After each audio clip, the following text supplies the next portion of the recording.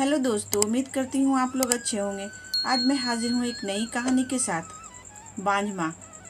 Doorbell की आवाज़ सुनकर जैसे ही सुबह सुबह फूल बाबू ने दरवाज़ा खोला तो सामने एक पुराना सा ब्रीफकेस लिए गांव के मास्टर साहब और उनकी बीमार बीवी खड़ी थी। मास्टर साहब को फूल बाबू के चेहरे के हाव भाव से पता लग गया कि उन्हें देखकर फूल बाबू को ज़रा भी खुशी का एहसास नहीं हुआ। ज़बरदस्ती चेहरे पर मुस्कुराहट लाने की कोशिश करते हुए फूल बाबू बोले, अरे सर, आप दोनों बिना कुछ बताए अंदर आइए। मास्टर साहब ब्रीफकेस उठाए अंदर आते हुए बोले, हाँ बेटा, अचानक से ही आना पड़ा। तुम्हारी चाची बीमार हैं। पिछले कुछ दिनों से इन्हें तेज़ बुखार है। बुखार उतर ही नहीं रहा। काफ़ी कमज़ोर भी हो गई हैं। गांव के डॉक्टर ने जल्द से जल्द शहर के किसी अच्छे अस्पताल में दिखाने की सलाह दी है। अगर तुम आज ऑफिस से छुट्टी लेकर ज़रा नंबर लगाने में मेरी मदद कर सको तो। नहीं, छुट्टी तो ऑफिस से मिलना नामुमकिन सा है, बात काटते हुए फूल बाबू ने कहा। थोड़ी देर में सलमा ने भी अनमने ढंग से 2 कप चाय और कुछ बिस्किट उन दोनों बुजुर्गों के सामने टेबल पर रख दिए। शबनम सोकर उठी तो मास्टर साहब और उनकी बीवी को देखकर खुशी से चहकते हुए दादू दादी बोलकर उनसे लिपट गई। दरअसल कुछ दिन पहले जब फूल बाबू 1 महीने के लिए गांव गए थे तो शबनम ज़्यादातर मास्टर साहब के घर पर ही खेला करती थी। मास्टर साहब को कोई औलाद नहीं थी और उनका छोटा सा घर फूल बाबू के गांव वाले घर से बिल्कुल सटा हुआ था। बूढ़े मास्टर साहब खूब शबनम के साथ खेलते और उनकी बीवी बूढ़ी होने के बावजूद दिन भर कुछ न कुछ बनाकर शबनम को खिलाती रहती थी। बच्चे के साथ वो दोनों भी बच्चे बन गए थे। गांव से शहर वापस लौटते वक्त शबनम खूब रोई। उसके अपने दादा दादी तो थे नहीं। मास्टर साहब और उनकी बीवी में ही शबनम दादा दादी देखती थी। जाते वक्त फूल बाबू ने घर का पता देते हुए कहा, कभी भी शहर आएँ तो हमारे घर ज़रूर आएँ, हमें बहुत अच्छा लगेगा। दोनों बुजुर्गों की आंखों से शबनम को जाते देख आंसू गिर रहे थे और जी भर भर कर शबनम को दुआएं भी दे रहे थे।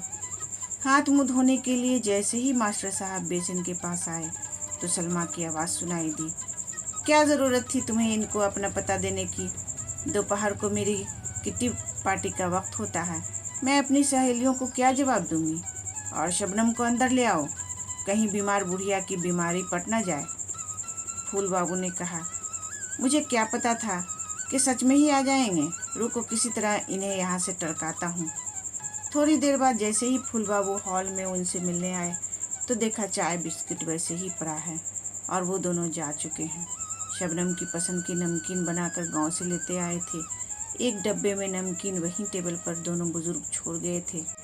पहली बार शहर आए दोनों बुजुर्ग किसी तरह टैक्सी से हॉस्पिटल पहुंचे और भारी भीड़ के बीच थोड़ा सुस्ताने के लिए एक जगह ज़मीन पर बैठ गए। तभी उनके पास एक आदमी आया और पूछा, आप मास्टर साहब ही हैं ना? मुझे नहीं पहचाना? मैं रामू, आपने मुझे पढ़ाया है। मास्टर साहब को याद आया, ये प्रमोद हरिजन का लड़का रामू है। प्रमोद साफ सफाई का काम करता था।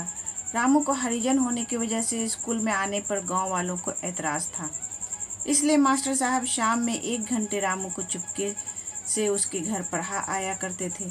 रामू बोला, मैं इस हॉस्पिटल में कर्मचारी हूँ। साफ सफाई से लेकर पोस्टमार्टम रूम की सारी जिम्मेवारी मेरी है। फिर रामू ने फौरन उनका ब्रीफकेस सर पर उठाकर अपने 1 रूम वाले छोटे से क्वार्टर में ले गया।